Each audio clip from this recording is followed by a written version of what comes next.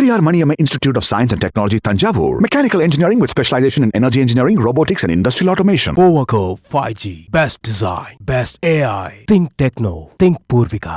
மணப்பெண்ணின் பிரத்யேகமான திருமணம். விவாஹா தி சென்னை சில்க்ஸ். ஐயோ பாவம்னு பார்க்குற இடத்துல நாங்கள் இல்லை தோழர். நாங்கள் ஒரு பொலிட்டிக்கல் பீயிங். பொலிட்டிக்கல் ரைட்ஸ் தான் அடுத்த கட்டத்துக்கு எங்களை கொண்டு போகும். எங்களுடைய அவங்கள தொட்டா அது ஒரு போராட்டமாக வெடிக்கும். அவர்களை பேசினா தப்பா பேசினா கேட்பாங்க அப்படிங்கிற கேள்விக்கு தமிழ்நாடு வந்துச்சு. நிச்சயமா திராவிட முன்னேற்ற கழகத்தில் பேச்சுக்கும் அந்த செயலுக்கும் அந்த அறிவாற்றலுக்கும் சிந்தனைக்கும் உண்டான தளம் அங்கே இருக்கு. அந்த தளத்தில் எனக்கு செயல்படுவதற்கான களத்தை முதலமைச்சர் கொடுத்திருக்காரு. திமுக ஏன் அதிமுக திராவிட அரசியல் அந்த சைடு வந்து உங்களுக்கு என்ன இருக்கு? தெய்வாம்சம் பொருந்திய உடலை அமைப்பை பெற்றவர்கள் மாற்றுத்திறனாளிகள்னு சொல்லக்கூடிய இந்த பாரதிய ஜனதா கட்சியோடு இவர்கள் பயணிக்கும் பொழுது நமக்கு எப்படி அங்க வேலை இருக்கும்? 10 ஆண்டுகளா நீங்க எங்களுக்கு என்ன வச்சிருந்தீங்க? 151 அரசு உத்தரவை பத்தி அதிமுக அரசு நம்ம எத்தனை தடவை போய் கவர்மெண்ட் பேசியிருக்கோம்? எடப்பாடி எங்களை கண்டுக்கவே இல்லையே. தேர்தலுக்கு இன்னும் ஒரு 10 மாச காலம் தான் இருக்கும்போது இது ஒரு அடையாள அரசியலுக்காக பயன்படுத்த இல்லையே அப்படின்னு கூட விமர்சனம். நான் சொன்ன 2 மாசத்துக்கு முன்னாடி பண்ண அரசியல் இன்னும் 8 மாசம் இருக்குங்க. இது ஒரு அற்புதமான தொடக்கம். இது அரசியலுக்காக முதல்வர் இதை பண்ண பாக்குறாரு அப்படின்னு நிச்சயம் இல்லை. அது நான் மறுக்கிறேன். நம்ம வந்து இடதுசாரி பார்வையோட, திராவிட அரசியல் பார்வையோட, அம்பேத்கரிய பார்வையோட, அண்ணாவின் புரிதலோடு நம்ம வேலை பார்த்தோங்கிறதா. அதான் இப்போ நீங்க திராவிடம், சமூக நீதி, அது மட்டும் இல்லாம அம்பேத்கர் அப்படின்லாம் நீங்க சொல்றீங்க. அண்மையில விஜய் கூட இந்த விஷயத்தை முன்னெடுக்கிறார். எனக்கு அவர் மஞ்சளும் சிவப்புமா இருக்காருங்க. அவர் வந்து திராவிட அரசியல ரொம்ப ஆழமாக பேசக்கூடிய ஆள் மாதிரி தெரியல. ஐபிசி தமிழ் நேயர்களுக்கு வணக்கம். இன்றைய சிறப்பு நேர்காணலில் நம்மோடு இணைந்திருக்கிறார் டிசம்பர் 3 இயக்கத்தின் தலைவரும் தற்போது புதிதாக திமுக மாற்றுத்திறனாளி அணியின் செயலாளருமான தீபக்நாதன் அவர்கள். வணக்கம். வணக்கம் தல. ரொம்ப மகிழ்ச்சியாக இருக்குது. கிட்டத்தட்ட வந்து நீண்ட நாள் போராட்டம் அடிப்படையில் மாற்றுத்திறனாளிக்கு சமூகத்தில் என்ன மாதிரி பிரச்சனைகள் இருக்குது அப்படிங்கிறது தொடர்ந்து வந்து எல்லா இடங்கள்லையும் நீங்கள் பேசியிருக்கீங்க. தமிழ்நாடு ஃபுல்லாக ஊடகங்களில் எல்லா இடங்கள்லையும் நீங்கள் பேசிகிட்டே இருந்தீங்க. இது ஒரு முக்கியமான ஒரு பொறுப்பு திமுகவிலையும் வந்து கொடுத்துருக்குறாங்க. எப்படி உணர்றீங்க? இது ஒரு பெரிய பொறுப்புன்றதை உணர்றேன் முதல்ல. ஏன்னா பதவி அல்ல, இது பெரிய பொறுப்பு. உள்ளாட்சி அமைப்புகளில் மாற்றுத்திறனாளிகள் வந்து அவர்களுடைய ஆற்றலை அவங்க எவ்வளோ தூரம் பொலிட்டிசைஸ் பண்ணி அவங்க கேட்குற விஷயத்த கரெக்டாக பொருத்தி கேட்டு பெறக்கூடிய அந்த பேச்சாற்றலை அவர்களுக்கு வளர்க்கணும். அவங்கள அரசியல்படுத்தணும். பொருளாதார அரசியல்லேருந்து ஜனநாயக அரசியல் வரைக்கும், கட்சி அரசியல், இயக்க அரசியல் எல்லாத்தையும் அவங்களுக்கு புரிய வச்சு அவங்கள பங்கேற்பாளர்கள் அப்படிங்கிறது மட்டும் இல்லாமல் ஒரு தலைமைத்துவ அதுதான் எதிர்பார்க்குறாரு முதலமைச்சர் அவர்களும். அதுக்கு கொண்டு வரணும். அது நீண்ட பெரிய ப்ராசஸ். அது ஒரு நீண்ட நெடிய பயணத்திற்கான தொடக்கமாக தான் நான் பார்க்குறேன். இது ஒரு லாங் இன்னிங்ஸ் டு கோ. இது வந்து அரசியல் அப்படிங்கிறது வந்து பர்சனல் இஸ் பாலிட்டிக்ஸ் இல்லைங்களா? அதனால் இதை நான் அப்படி தான் பார்க்குறேன். ஒரு பெரிய பொறுப்பு, எனக்கு பிடிச்ச பொறுப்பு. எனக்கு மாற்றுத்திறனாளிகள்கிட்ட வேலை பார்க்குறது பிடிக்குங்க. எங்கெல்லாம் எதெல்லாம் மறுக்கப்படுது, ஏன் மறுக்கப்படுது, அது எப்படி வாங்கலாம், அதுக்கு என்ன தடை அப்படின்னு ஃபேக்டரல் அனாலிசிஸ் அடிக்கடி பண்ணிகிட்டே இருப்போம். காரணங்களை அது ட்ரை பண்ணிகிட்டே இருப்போம். இப்போ அது இதுக்கான காரணம் இதுன்னு தெரியும் பொழுது அதை எப்படி சரி பண்ணுறதுன்றதுக்கான யுக்தின்னு ஒன்று இருக்கு இல்லையா? அப்போ அதில் வந்து அரசியல்படுத்த வேண்டிய தேவை இருக்குங்கிறத நான் வியூக ரீதியாக புரிஞ்சுக்கிறேன். வியூக ரீதியாகவும் மாற்றுத்திறனாளிகள் உரிமைகளுக்காக பேசுகிறதுக்கு இது ஒரு நல்ல ஒரு தளமாக நான் பார்க்குறேன், நல்ல ஒரு பொறுப்பாக பார்க்குறேன். தொடக்க புள்ளியாக இது இருக்கும் அப்படின்னு நீங்கள் சொல்கிறீங்க. இன்னும் லாங் வே டு கோ அப்படிங்கிற ஒரு விஷயத்தையும் வந்து நீங்கள் சொல்கிறீங்க. அண்மையில் அந்த நிகழ்வு நடந்தது, வள்ளுவர் கோட்டத்தில் ஒரு பாராட்டு விழா நடந்தது. கிட்டத்தட்ட உணர்ச்சி வசப்பட்டு நீங்கள் பேசக்கூடிய விஷயத்த வந்து முதல்வர் அவர்கள் பக்கத்துலேருந்து பார்த்தாரு. நீங்கள் பாராட்டுவதை விட உங்களுக்குரிய ஒரு நம்பிக்கைக்குரிய நபராக இருக்கிறது வந்து எனக்கு வந்து இன்னும் அதிகமான ரெஸ்பான்சிபிலிட்டி கூடியிருக்கு அப்படின்னே வந்து அவர் சொன்னார். எங்களுடைய வேலை அதுதானே. அதாவதுங்க, திராவிட முன்னேற்ற கழகத்தினுடைய தலைவர் என்பதையும் தாண்டி ஒரு எங்களில் ஒருவராக ஒரு உணர்கிறேன் அப்படின்னு சொல்கிறாங்க. அப்படின்னா அந்த எங்களுடைய உணர்வுகளை கடத்த வேண்டிய தேவை இருந்துக்கிட்டே இருக்கு. அந்த கடத்த வேண்டிய தேவை அங்கே மட்டும் இல்லை, சமூகத்தின் பல இடங்களில் நாங்கள் வந்து அதை கடத்த வேண்டிய தேவை எனக்கு இருக்குது. அந்த உணர்வுகளையும் அந்த வழிகளையும் நம்ம கடத்தினா மட்டும்தான் இந்த பிரச்சனைகளுக்கான வடிகால் ஏற்படும்.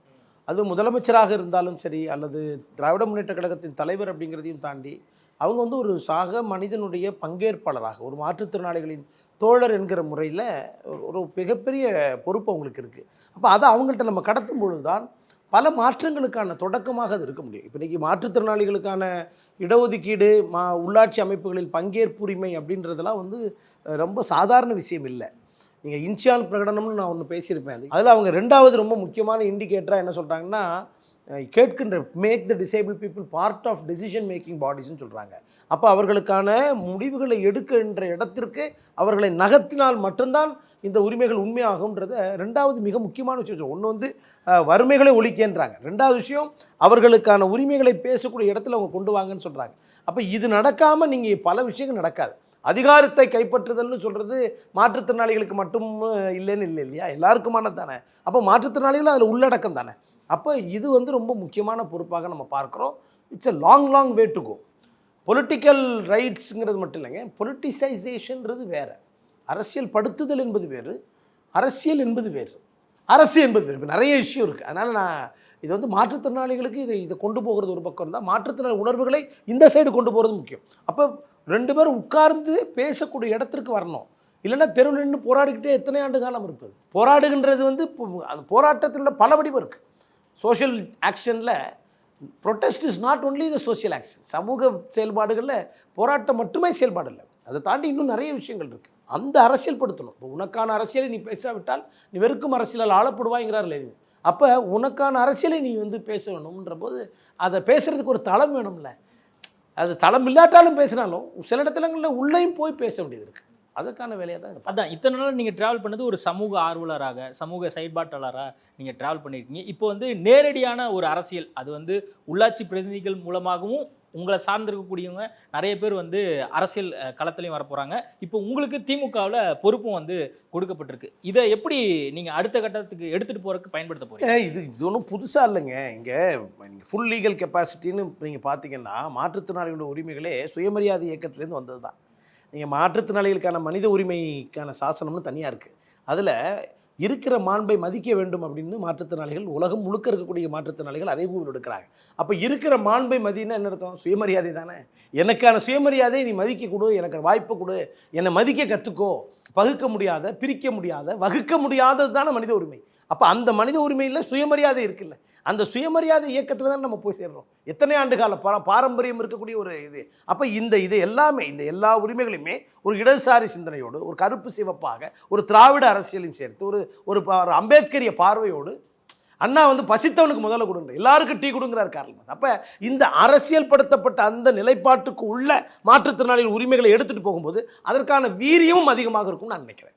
பொலிட்டிசைசேஷன் சொல்கிற ஆர்டிகுலேஷன், சுழல் வல்லன் சோர்விலன் அஞ்சான் அவனை இகழ்வெல்லல் யாருக்கும் அரிது இல்லையா. சுழல் வல்லல் நல்லா பேசுகின்ற ஆற்றல், அஞ்சான் எதற்கும் பயப்படாம இல்லைங்களா, சோர்விலன் சோம்பலே இல்லாத, இந்த மூன்றையும் உடையவன் கண்டிப்பாக இருப்பான். இப்போ இந்த மூன்றுத்தையும் யாரை கொண்டு வர முடியும்?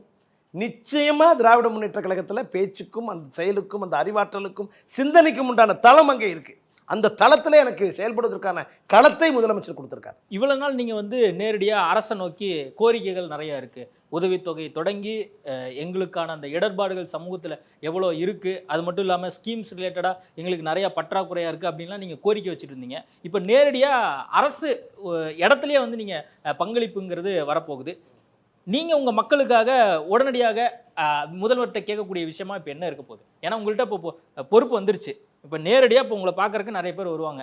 முதல்வர்கிட்ட நான் இதை பற்றி சொல்லுவோம்ப்பா, அடுத்த சில மாதங்களில் இது கண்டிப்பாக வரும்பா அப்படிங்கிறத உங்களால் ஏதாவது உறுதியளிக்க? மாற்றுத்திறனாளிகளுக்கான வேலை வாய்ப்பு சம்மந்தமாக நிச்சயம் பேசுவேன். ஏன்னா எப்படி அரசியல் ஜனநாயகம் என்பது ரொம்ப முக்கியமோ இல்லையா, அப்போ பொருளாதார ஜனநாயகம்ங்கிறது ஒன்று இருக்குல்ல, எக்கனாமிக் டெமோக்ரஸி. அப்போ அதில் மாற்றுத்திறனாளிகளுக்கான வேலை வாய்ப்பு, அவர்களுக்கான பொருளாதார சுதந்திரம், அது குறித்து ரொம்ப பேசுவேன். ஆக்சசிபிலிட்டி என்னுடைய மிக முக்கியமான ஏரியாவாக இருக்கும். டிசபிலிட்டி ரைட்ஸில் நீங்கள் இதை மட்டும் பேசணும் அதை மட்டும் பேச முடியாது, எல்லாமே முக்கியம்தான். 21 வகையான டிசபிலிட்டிஸ் இருக்காங்க, 21 வகையான குறைந்தபட்சம் நம்ம அங்கீகரிச்சிருக்கிறது. அப்போ எல்லா உரிமைகளும் எல்லா மாற்றுத்திறனாளிகளுக்கும் இருக்குது. அதனால் நான் இதை பேசுவேன் அதை பேச ஓரளவு ப்ரையாரிட்டைஸ் பண்ணலாம். பட் ஐ திங்க் இதை விட்டுட்டு நான் அதை பேசுவேன் அதை விட்டு. இப்போ உதாரணத்துக்கு இப்போ முகச்சிதைவு ஏற்பட்டது பார்த்தீங்களா ஒரு பெண்ணுக்கு, அது வந்து ரேர் டிசீசஸ். இப்போ இப்போ கட்சியில் நீங்கள் கேட்க போது 21 வகை மாற்றுத்திறனாளிகளுக்காக மட்டும் பேசணும்னு இல்லை.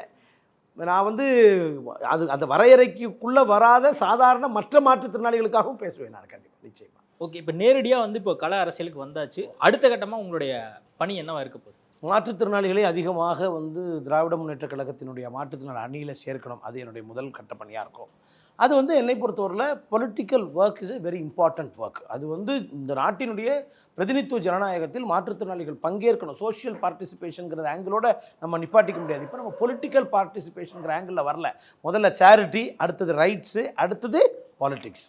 இப்போ பாலிடிக்ஸுங்கிறதுனால கட்சி அரசியல்னு அதை சுருக்கிட முடியாது. திராவிட அரசியலை அடுத்த கட்டத்துக்கு எடுத்துகிட்டு போது அவங்க அரசியல் படுத்தி அவங்களை உள்ளே கொண்டு வந்து அவங்களுக்கான உரிமையை பேச வச்சு நம்ம இன்னும் பல வேலைகள் நம்ம செய்யணும். இப்போ திராவிட முன்னேற்ற கழகத்துக்கு உள்ள நான் நிறைய வேலைகள் பார்க்க வேண்டியிருக்கேன். ஒன்று, இவங்களெல்லாம் கொண்டு வர்றது. இவங்களெல்லாம் கொண்டு வருகின்ற பொழுது இந்த கட்டமைப்பு தனக்கான சில தகவமைப்பை பண்ணணும். இப்போ உதாரணத்துக்கு ஒரு மீட்டிங் நடத்துகிறாங்கன்னு வச்சுக்கோங்களேன். அப்போ அந்த மீட்டிங்கில் மாற்றுத்திறனாளிகள் பங்கேற்க போகிறாங்கன்னா அந்த மாற்றுத்திறனாளிகளுக்கு என்னென்ன தேவைகள் இருக்கும், அவங்களுக்கு என்னெல்லாம் செய்ய வேண்டும் அப்படிங்கிறத கட்சிக்கு சில நேரங்களில் சில விஷயங்களை நம்ம சொல்ல வேண்டியது இருக்கும். அதே அவங்களுக்கு நம்ம சொல்லும் போது அது மாற்றம் ஏற்படும். ஸோ ப்ரெசன்ஸே இன்னும் நம்ம ஆங்கிலத்தில் சொல்லும்போது எப்படி சொல்லுவோம்னு கேட்டிங்கன்னா, out of mind is out of sight. அப்போது நம்மளுடைய presence itself will make a big change. உதாரணத்துக்கு செய்கை மொழிபெயர்ப்பு வேணும், தலைவர் என்ன பேசுகிறாங்கன்றத மாற்றுத்திறனாளி அணியிலேருந்து வரக்கூடிய காது கேட்க முடியாதவர்களுக்கு எப்படி தெரியும்? அப்போ தலைவர் பேசுகிறது சைன் லாங்குவேஜ் கொண்டு வரணும். ஸோ இந்த மாதிரியான சில கட்டமைப்புகளை மாற்ற வேண்டியது இருக்கும். அவங்களுடைய கம்யூனிகேஷன்ஸ் ஆக்சசபிளாக மாற்ற வேண்டியது இருக்கும். ஸோ இது ஒன்றும் சாதாரண வேலை கிடையாது, எனக்கு நிறைய வேலை இருக்குது. அன்னைக்கு சும்மா ஆள் சேர்த்துட்டோம் அது மட்டும் இருக்க முடியாது. இங்கே ஆக்சசபிலிட்டி பண்ணணும், அவர்களுக்கான ஆக்சசபிலிட்டியை கவர்மெண்ட்டில் சிலது உறுதி பண்ணணும். அதில் சில விஷயங்கள் ரொம்ப மோசமாக இருக்குதுன்னா, இப்போ உதாரணத்துக்கு எதிர்க்கட்சிகள் ஏதாவது இந்த மாதிரி அவங்க ஆட்சிக்கு வரும்போதோ அல்லது ஏதாவது இஷ்யூஸ் இருந்தால் நம்ம அதையும் எதிர்த்து பேச வேண்டியது இருக்கும், போராட வேண்டியது இருக்கும், போராட்ட களங்கள் இருக்கும், அப்படி நிறைய இருக்குது. இது இன்ஃபேக்ட் சொல்லப்போனால் இயக்க அரசியலை தாண்டி பொது அரசியல் இடத்துல வந்து இன்னும் நிறைய சேலஞ்சஸ் இருக்குது. அண்மை ஆண்டு காலமாகவே நீங்கள் திமுகவோட ரொம்ப க்ளோஸாக வந்து பயணிச்சதை நம்மளால் பார்க்க முடியும். ஏன் திமுக, ஏன் அதிமுக? திராவிட அரசியல் அந்த சைடு வந்து உங்களுக்கு என்ன இருக்குது? அந்த இடத்துல வந்து திவ்யாங்ஜன் சொல்கிறக்கூடிய தெய்வாம்சம் பொருந்திய உடலை அமைப்பை பெற்றவர்கள் மாற்றுத்திறனாளிகள்னு சொல்லக்கூடிய இந்த பாரதிய ஜனதா கட்சியோடு இவர்கள் பயணிக்கும் பொழுது நமக்கு எப்படி அங்கே வேலை இருக்கும்? 10 ஆண்டுகளாக நீங்கள் எங்களுக்கு என்ன வச்சுருந்தீங்க? 151 அரசு உத்தரவை பற்றி அதிமுக அரசில் நம்ம எத்தனை தடவை போய் கவர்மெண்ட்டை பேசியிருக்கோம். அது அந்த அந்த அந்த ஒருவேளை ஜெயலலிதா அம்மா இருந்தால் கூட செஞ்சுருப்பாங்களோ நோத்துல தாண்டினதுக்கப்புறம் எடப்பாடி எங்களை கண்டுக்கவே இல்லையே. அதிமுக கூட ஏன் போகலைன்னா அவர்களுக்கு அந்த புரிதலே இல்லையே. எங்களை சேரிட்டியாக மாத்திரம் பார்க்குறீங்களே, என்னுடைய போராட்டங்களை சொல்லும்போது அதுக்கான செவி சாய்க்கலையே நாங்கள். அதனால் அது ஒன்று. ரெண்டாவது, திராவிட அரசியல் அங்கே உயிர்ப்போடு இருக்கா? அண்ணா திராவிட முன்னேற்ற கழகத்தில் திராவிட அரசியல் இன்றைக்கி இல்லை. முருகன் மாநாட்டுக்கு இபிஎஸ் என்ன சொல்கிறாரு? வாழ்த்து சொல்லிக்கிட்டு இருக்காரு. எங்களை பொறுத்த வரைக்கும் நாங்கள் அந்த மாதிரியான ஆளுங்க கிடையாது. எங்களுக்கு வந்து திராவிட அரசியல்னால் எங்களையும் இன்க்ளூட் பண்ணிட்டு கொண்டு போகக்கூடிய ஒரு அரசியலை தான் நம்ம முன்னெடுக்கணும். திராவிட அரசியல் எங்களுக்கு நெருக்கமாக இருக்குது. டிசபிலிட்டி ரைட்ஸோட திராவிட அரசியல் நெருக்கமாக இருக்குது. அதனால் திராவிட எங்களுடைய புரிதலில் நான் இன்னொரு சின்ன சேஞ்ச் கொடுக்க விரும்புகிறேன். நான் வெறும்னு திமுக மட்டும் நாங்கள் போகலைங்க.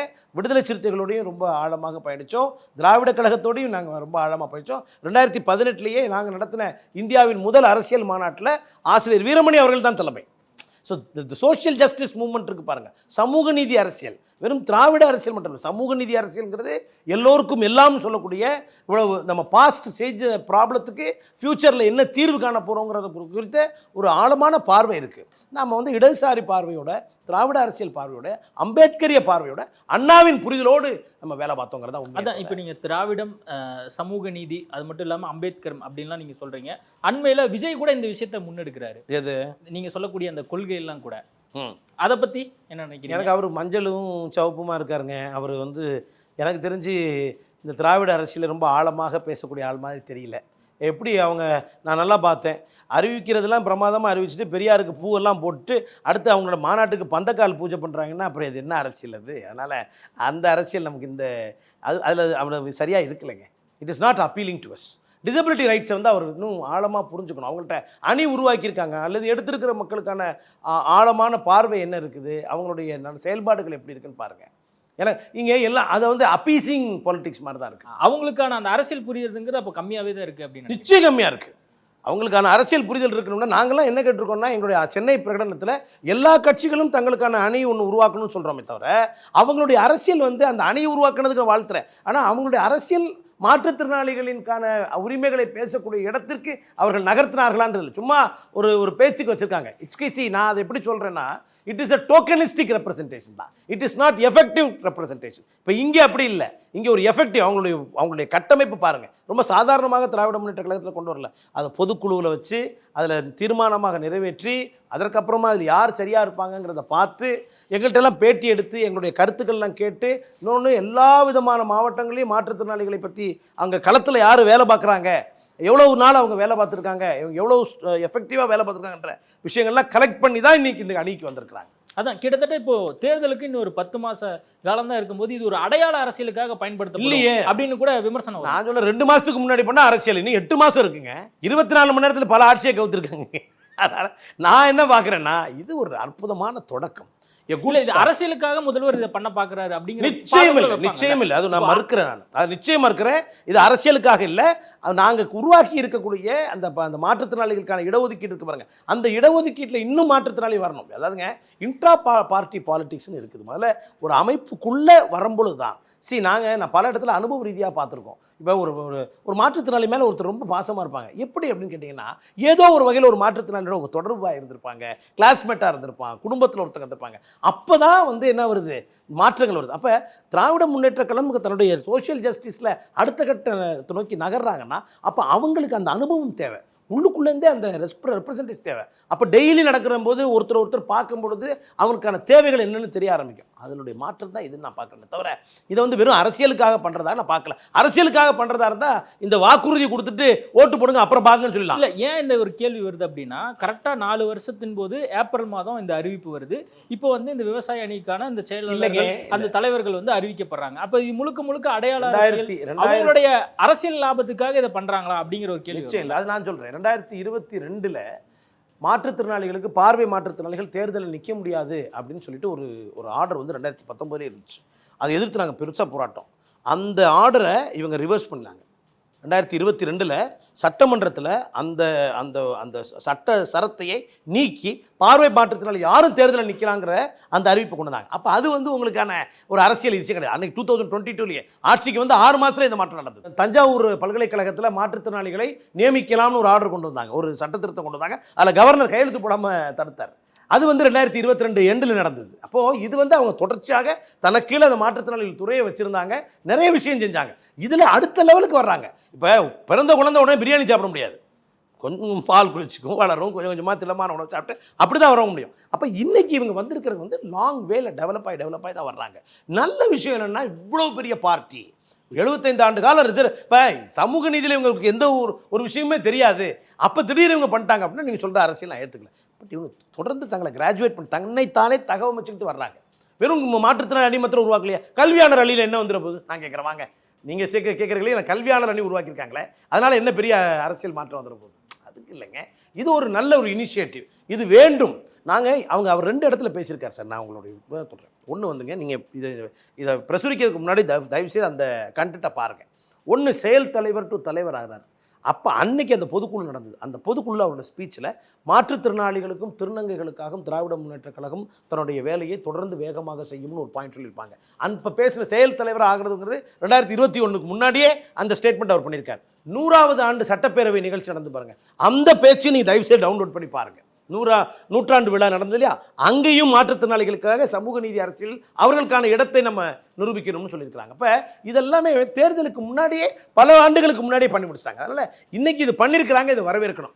அதாவதுங்க 2 ஆங்கிளில் பார்க்கலாம். ஆபத்தில் வாய்ப்பை பார்க்குறவர் ஒருத்தர், வாய்ப்பில் ஆபத்தை பார்க்கிறது நான். ஆபத்தில் கூட வாய்ப்பை பார்க்கிறேன். இந்த வாய்ப்பு இந்த மாற்றுத்திறனாளிகளுக்கு போய் சேர்ந்து எங்கள் மாற்றுத்திறனாளி தோழர்கள் அணிதிரண்டு வரட்டும், மற்ற கட்சிகளும் வரட்டும், கருத்தால் மோதுவோம்.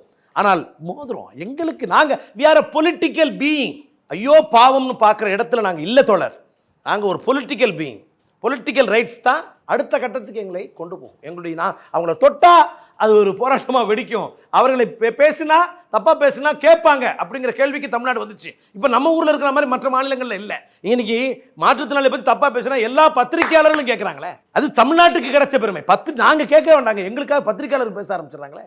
அப்போ அதை பண்படுத்தியிருக்காங்க. அது பெரியார் மன்னன். அந்த இடத்துல திராவிட முன்னேற்ற கழகம் இதை அடுத்து கொண்டு போயிருக்காங்க. நாம் ஒட்டுமொத்த நாட்டுக்கும் நம்ம ஒரு பெரிய எடுத்துக்காட்டாக இருக்கிறோம். நான் அப்படி தான் பார்க்குறேன். 2026 தேர்தலுக்கு 10 மாதம் இருக்குது. உங்களுடைய கான்ட்ரிபியூஷன் என்னவா இருக்க போகுது? மாற்றுத்திறனாளிகளை அரசியல்படுத்தி அவர்களை இன்னும் களத்துக்கு கொண்டு வரக்கூடிய வேலையை தான் என்னுடைய இருக்கும். அந்த தேர்தல் அறிக்கையில் மாற்றுத்திறனாளிகளுக்கு என்ன வேணும் அப்படிங்கிறத கொண்டு வரக்கூடிய இடத்துல தான் நான் இருப்பேன் நான் நினைக்கிறேன். நான் பிரச்சாரத்துக்கு நிச்சயம் போவேன். எங்களுக்கு மாற்றுத்திறனாளி செஞ்சுருக்காங்க, இன்னும் நிறைய செய்வாங்க. நான் திராவிட முன்னேற்ற கழகத்துக்கு வாக்களிங்கன்ற கேள்வி நான் களத்தில் மிக வேகமாக செயல்படக்கூடிய அரசியல் செயல்பாட்டாளராக இருப்பேன். நான் கண்டிப்பாக இருப்பேன். ஓகே, எங்களால் முடியுங்கிறத நாங்கள் காட்டணுங்க. We are a political being. நான் மறுபடியும் இந்த இந்த இன்டர்வியூவில் நான் சொல்ல வர்றது, we are a political being, we are not a charity being. அதுதான் நான் சொல்ல விரும்புகிறேன். ஓகே, பல்வேறு கேள்விகளுக்கு பதில் அளிச்சிருக்கீங்க. ஐபிசி தமிழ் சார்பாகவும் உங்களுக்கு வாழ்த்துக்கள். தேங்க்யூ தலை, thank you. Periyar Maniamma Institute of Science and Technology, Tanjavur. Mechanical engineering with specialization in energy engineering, robotics, and industrial automation. Powaco 5G. Best design. Best AI. Think Techno. Think Purvika. மணப்பெண்ணின் பிரத்யேகமான திருமணம். விவாஹா தி Chennai silks.